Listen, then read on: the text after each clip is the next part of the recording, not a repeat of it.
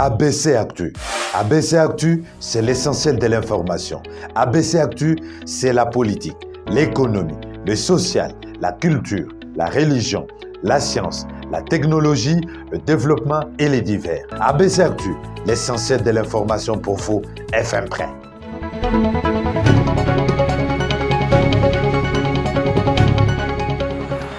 Vous nous avez choisi pour vous informer, nous vous en remercions. Les informations de la RDC avec ABC Actu sur C-Direct, c'est après ceci.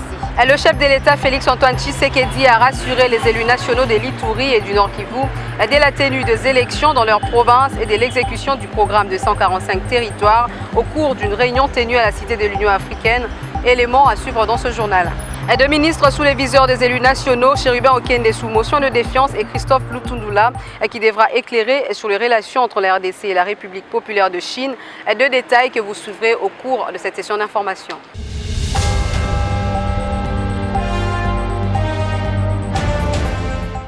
Bonsoir et bienvenue à tous. Ouvrons cette page informative avec le chef de l'État, Félix-Antoine Tshisekedi, qui a échangé avec les caucus de parlementaires du Nord Kivu et de l'Ituri dans la soirée du mercredi 12 octobre à la Cité de l'Union africaine. L'état des sièges et ses conséquences étaient au menu des échanges. Levé de l'état des sièges, un échange a eu lieu le mercredi 12 octobre 2022 entre les députés du Nord Kivu et l'Ituri autour du chef de l'État, Félix Tshisekedi Tshilombo. Au cours de cette entrevue de près de 3 heures, élargie au président des commissions défense et sécurité de l'Assemblée nationale et du Sénat, ainsi qu'aux autorités civiles et militaires concernées par cette question, il a été question d'évaluer l'état des sièges. À en croire les ministres de la Communication et Médias, Patrick Mouyaya, les discussions se sont cristallisées autour de la perspective d'une table ronde qui décidera du maintien de la requalification ou carrément de la levée de l'état des sièges à la lumière du rapport des missions qu'avait effectué sur terrain le Premier ministre Sama Lukonde il y a quelques mois. À travers la table ronde, il sera question pour Félix Tshisekedi de s'en remettre auprès des populations locales via leurs représentants avant de décider de la suite à réserver à leurs requêtes portant sur la levée de l'état de siège. À entendre les députés des deux provinces sous état de siège, cette mesure se caractérise par des tracasseries et autres déviations venant des militaires, ce qui suscite les ras-le-bol de la population. Mais nous rassurons la population que nous savons bien qu'ils sont sous une mesure de restriction qui leur prive de certains droits. Et nous leur demandons de garder patience. Nous, leurs élus, ensemble avec leur chef de l'État, nous ne pouvons pas continuer à les voir peiner sous cette mesure de restriction. L'état de siège, c'est un outil qui a pour rôle, bien évidemment, de restaurer la paix ou de l'imposer s'il le faut. Et c'est le contenu qui compte. Et à ce stade, je crois que le chef de l'État était très clair. Nous allons nous retrouver dans une réunion beaucoup plus élargie pour que nous puissions réfléchir sur les contenus et permettre à cette population qui ne cesse de réclamer la paix et la sécurité, d'avoir la réponse et de vivre dans la paix. Très attentif, le chef de l'État a exhorté les communautés locales à faire taire leur antagonisme pour privilégier l'amour et l'attente et les a rassurés sur la tenue des élections dans cette partie du pays ainsi que sur l'exécution du projet des 145 territoires.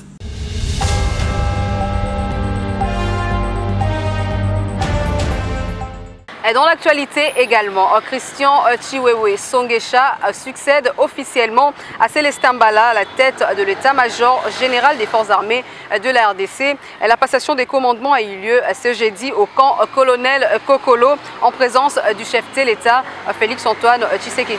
Après la remise et reprise intervenue le mercredi 12 octobre entre le chef d'état-major général sortant Célestin Mbala Moussense et l'entrant Christian Chiwewe Songesha, nommé par ordonnance depuis le 3 octobre dernier, la passation des commandements à la tête de l'état-major général des forces armées de la République démocratique du Congo a été organisée ce jeudi 13 octobre 2022 au camp général Kokolo. Plusieurs personnalités ont rehaussé de leur présence à cette cérémonie. Prenant la parole, le chef d'état-major général sortant Célestin Mbala a remercié le commandant suprême pour la confiance placée en lui et a félicité la nouvelle équipe tout en mettant en exergue les contextes de guerre dans l'est du pays et les conflits à Kwamout. Juste après, la lecture de l'ordonnance présidentielle nommant le chef d'état-major entrant a été rendue par le ministre de la Défense nationale, Gilbert Kabanda. Par la suite, le chef d'état-major général sortant a remis l'étendard des commandements au commandant suprême qui, à son tour, l'a transféré au général Christian Chouewe avant que ce dernier puisse prêter serment, consacrant ainsi sa prise de fonction. Je vous donne cet étendard, symbole de votre commandement. Je vous demande de défendre jusqu'au sacrifice suprême. À vos excellences.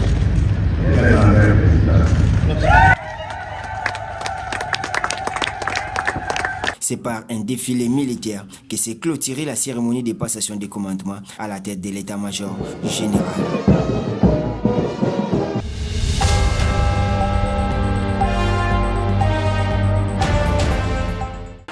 Dans un autre chapitre, paix et sécurité en République démocratique du Congo, le chef du gouvernement, Jean-Michel Samalou Kondé, a éclairé la lanterne de l'envoyé spécial du secrétaire général des Nations Unies pour le Grand Lac, Wang Chia, sur la situation dans la région. Regardez. Le Premier ministre Jean-Michel Samalou Kondé a partagé sa lecture et ses observations sur les grands dossiers politiques et sécuritaires dans la région des Grands Lacs avec l'envoyé spécial du secrétaire général des Nations Unies dans cette région, Wang Chia, ce mercredi dans son cabinet de travail. Au cours de cette séance de travail, au cours des échanges, ils ont passé en revue la situation politique et sécuritaire et soulevé des éléments importants qui aideront Wang Chia à préparer sa communication au Conseil de sécurité des Nations Unies le 26 octobre prochain.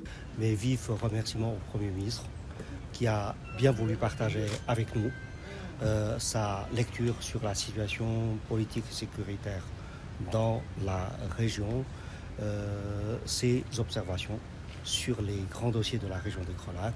Cela nous aide fortement pour notre travail pour les semaines à venir et ça m'aiderait surtout à préparer ma communication au Conseil de sécurité le 26 octobre. Et donc nous avons une vision plus claire sur les choses, sur les défis, sur les difficultés et nous sommes aussi encouragés par cette analyse encourageante du Premier ministre pour voir comment mieux gérer tous ces dossiers de paix et de sécurité. Rappelons que les différentes missions d'évaluation de l'état de siège effectuées par Samalou Kondé ont aiguisé sa maîtrise du dossier sur la paix et la sécurité, surtout dans l'est de la RDC.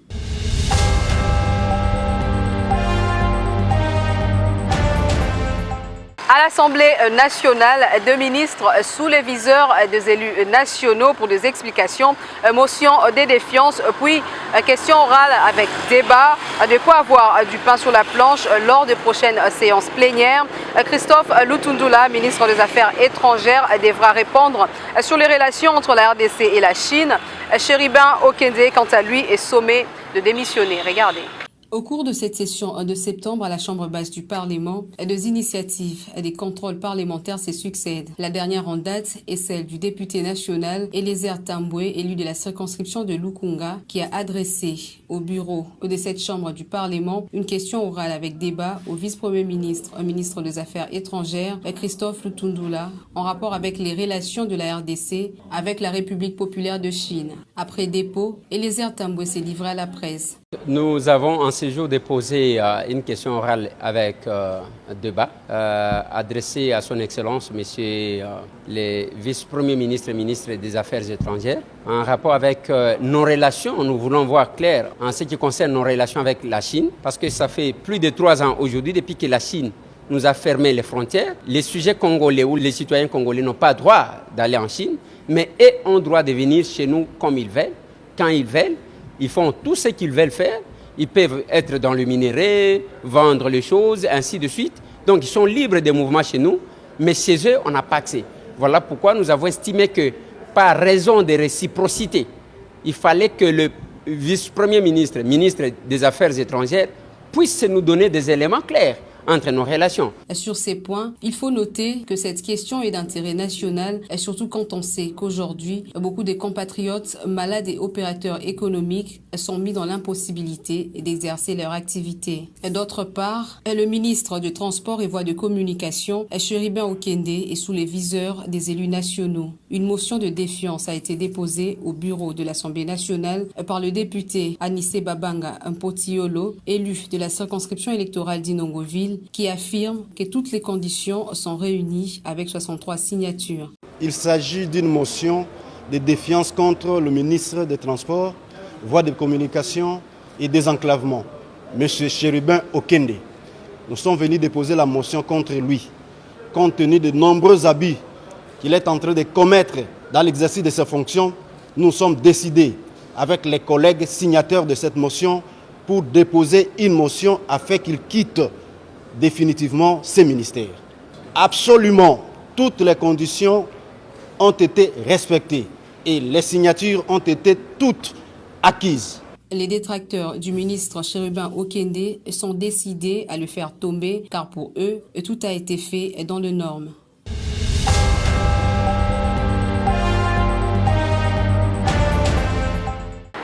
Toujours à la chambre basse du Parlement, l'honorable Ados Ndombassi a déposé ce jeudi 13 octobre 2022 au bureau de l'Assemblée nationale une nouvelle proposition de loi portant fonctionnement et organisation de sapeurs-pompiers de la République démocratique du Congo.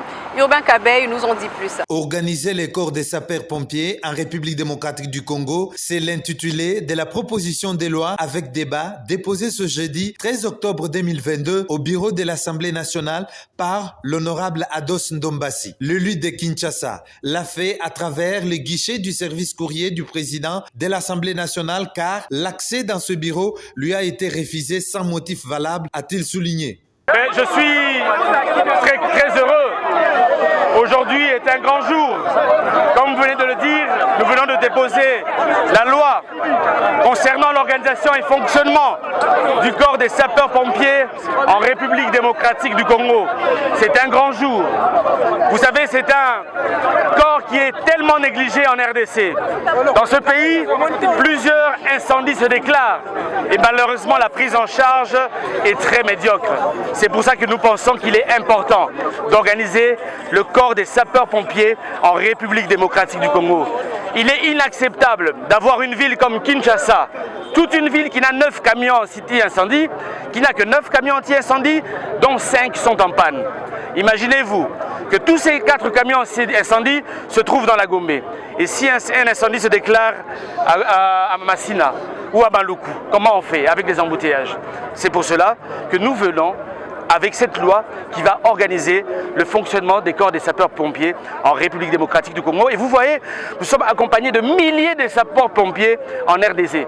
C'est pour vous dire qu'ils soutiennent ces lois et nous espérons que le bureau de l'Assemblée nationale, qui est géré par l'honorable président Bosso, va faire en sorte d'aligner cette proposition pour un débat général au niveau de l'Assemblée nationale. Bien avant ce geste historique, les sapeurs-pompiers de Kinshasa, qui se sont dit très contents de cette proposition de loi, ont fait une procession sur le boulevard Triomphal avec honorable Ados Ndombassi, à qui ils ont témoigné leur soutien pour qu'ils plaident leur cause. Une copie de la même proposition de loi a été déposée au cabinet du professeur Mbata, premier vice-président de l'Assemblée nationale, où l'honorable Ados Ndombassi a été dignement bien reçu.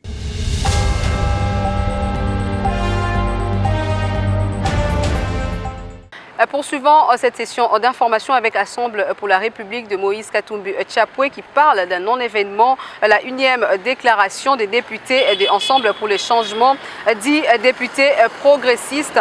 C'était à l'issue de la réunion hebdomadaire de ce jeudi 13 octobre 2022, présidée par le secrétaire général honorable Dieudonné Bolengetenge Baléa, à leur siège national de Kinshasa. Urbain Kabeï était présent. En réunion hebdomadaire de ce jeudi 13 octobre 2022, les secrétaires nationaux de Ensemble pour la République étaient autour de leur chef, le secrétaire général honorable Dieudonné Bolenge Tengebalia, où ils ont eu à tabler sur les questions d'actualité du pays et de la bonne marche de ce méga parti de la RDC. C'était dans la salle Pierre Lumbi où les gestionnaires au quotidien du parti a mis les points sur les i en rapport avec la situation politique de l'heure et des Ensemble pour la République. Maître Faustin Batongo, secrétaire national en charge de l'implantation extraterritoriale, en donne les grandes lignes. Oui, il a été question d'examiner quelques questions d'actualité, dont le départ des députés d'Ensemble pour le changement. De cet examen, le secrétaire général a demandé aux animateurs du parti à tous les niveaux d'observer une certaine attitude. Il a demandé autant que nous puissions mettre notre accent sur l'implantation du parti, parce que ce départ-là n'entame à rien le fonctionnement du parti. Et vous savez avec nous que ce n'est pas leur première déclaration. Le député d'Ensemble pour le changement, il y a de cela quelques mois déjà, ils avaient fait une telle déclaration disant qu'ils ont quitté le président Moïse Katumbi Tchapoué. Nous disons, nous sommes d'Ensemble pour la République pour des valeurs. On est là pour l'intérêt du peuple congolais. Et ceux qui sont partis, ils savent pourquoi ils sont partis et pourquoi ils nous ont quittés. En tout cas, c'est un non-événement pour Ensemble pour la République. Surtout que le président Moïse Katumbi et toute l'équipe qui l'accompagne sont là pour l'intérêt de la population. Ils ne sont pas pour des intérêts égoïstes. Et on y travaille pour changer réellement les Congos. Ce Congo doit changer avec des personnes qui ont une certaine valeur. C'est dans un esprit serein et de parfaite collaboration que s'est terminée la réunion hebdomadaire de ce jeudi au siège national des Ensemble pour la République de Moïse Katumbi Tchapoué.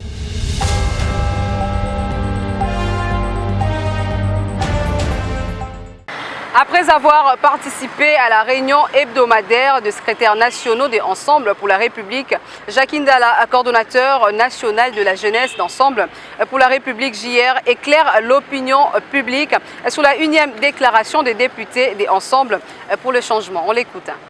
Jacques Ndala, coordonnateur national de la jeunesse des Ensemble pour la République JR, a fait une mise au point et éclairé l'opinion tant nationale qu'internationale en rapport avec la 1e déclaration des députés des Ensemble pour le changement, dit députés progressistes, à ne pas confondre avec Ensemble pour la République. C'était ce jeudi 13 octobre 2022 au sortir de la réunion hebdomadaire au siège national des Ensemble pour la République. En tant que jeunesse, nous sommes déterminés à accompagner les chefs jusqu'à la fin.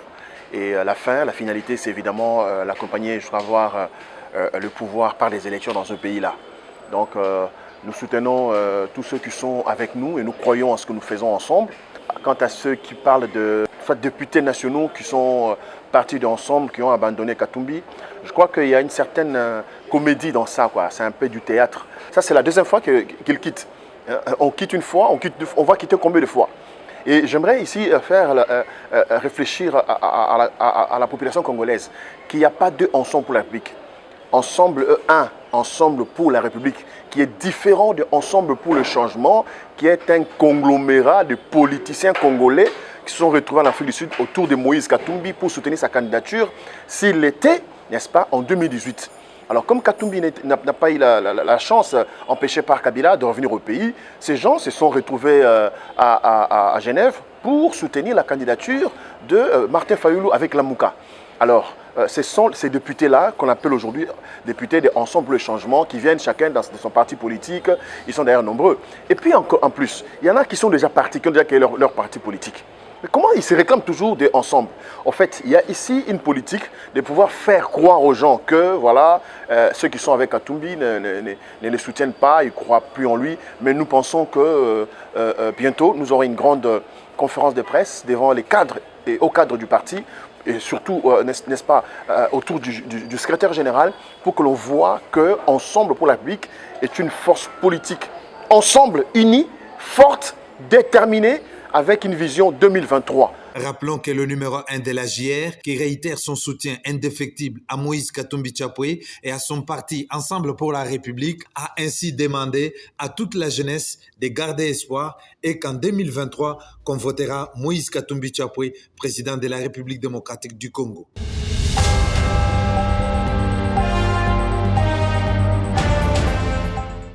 Durant une semaine, le député national Georges Kazadi Kabongo est descendu auprès de sa base dans le cadre de ses vacances parlementaires dans le territoire de Kanyama où il a assisté des écoles, des hôpitaux et tant d'autres secteurs. Et Franzila nous retrace ses parcours. Comme un digne fils du terroir, l'honorable Georges Kazadi Kabongo a passé ses vacances parlementaires près des siens dans son fief électoral dans le territoire de Kanyama dans la province de Olomami. Dès son arrivée, l'homme était accueilli comme un prince et s'est exprimé comme suit.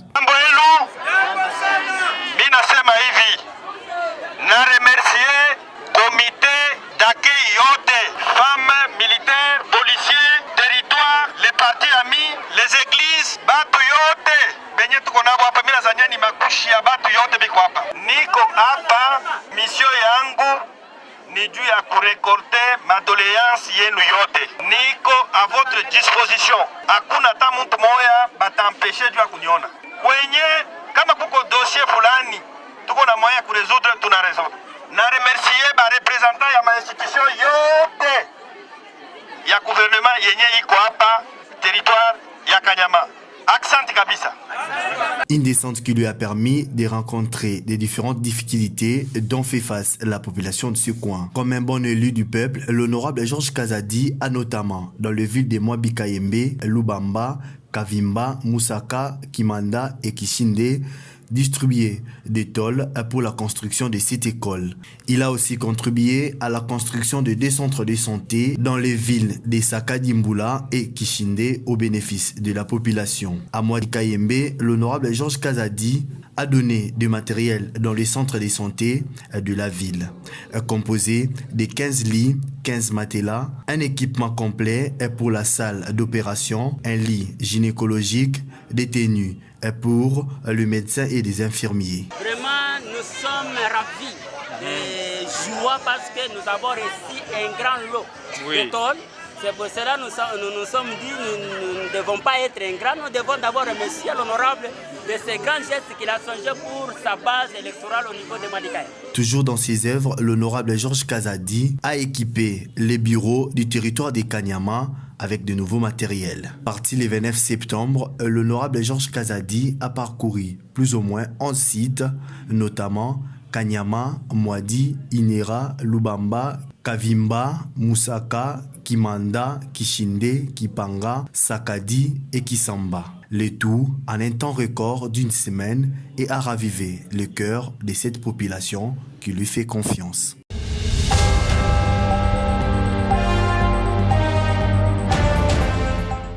Et dans la rubrique santé, la Covid-19 n'est plus un problème de santé publique. En ce moment, pour le pays, a rassuré le professeur Jean-Jacques Mouyembe qui félicite la population congolaise pour sa collaboration et son engagement dans la lutte contre cette pandémie. Le coordonnateur du secrétariat technique de la riposte contre la Covid-19, le professeur Jean-Jacques Mouyembe, rassure que la situation de cette pandémie en République démocratique du Congo est désormais sous contrôle. Le nombre de vaccinés ne fait qu'augmenter et l'immunité collective est sur le point d'être atteint. Il a dit lors d'une interview ce mercredi 12 octobre 2022. Il y a une accalmie sur toute l'étendue de notre pays et je peux même dire que la situation est vraiment sous contrôle.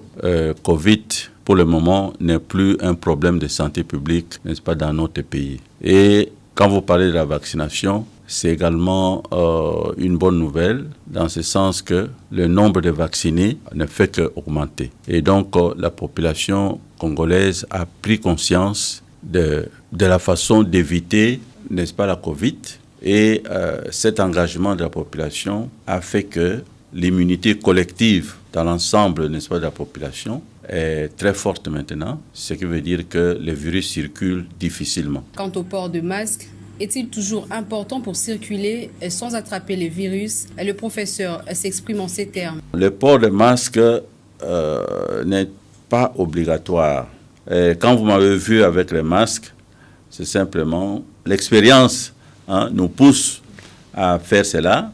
Et comme je suis une personne de 3e âge, et donc je suis vraiment toujours prudent, je ne sais pas dans quel milieu je me trouve, surtout dans un milieu fermé je préfère toujours porter le masque. Il a également profité de l'occasion pour féliciter la population pour son engagement dans la lutte contre ces virus. Je dois féliciter la population parce que malgré tout, la population a quand même collaboré, a travaillé ensemble avec nous et cette épidémie a fait, ou cette pandémie a fait des ravages ailleurs, en Europe, n'est-ce pas, et aux États-Unis. Mais chez nous, la pandémie était beaucoup plus clémente, mais c'est surtout avec l'engagement des prestataires que vous êtes, que vous étiez, et puis l'engagement de la population qui a quand même compris. Il faut souligner que les virus circulent toujours et le geste barrière ne sont pas à négliger dans le chef des Congolais afin d'éviter une résurgence dans les jours à venir. Cette nouvelle referme ce journal. Place à présent, rappel de titre. Le chef de l'État Félix Antoine Tshisekedi a rassuré les élus nationaux de l'Ituri et du Nord Kivu de la tenue des élections dans leur province et de l'exécution du programme de 145 territoires. C'était au cours d'une réunion tenue à la Cité de l'Union africaine. Vous l'avez suivi au cours de ce journal. Et de ministres sous les viseurs des élus nationaux, Chérubin Okende sous motion de défiance et Christophe Lutundula qui devra éclairer sur les relations entre la RDC et la République populaire de Chine. Vous avez aussi suivi avec plus de détails dans cette session d'information. Fin de cette session d'information. Merci à tous de l'avoir suivi.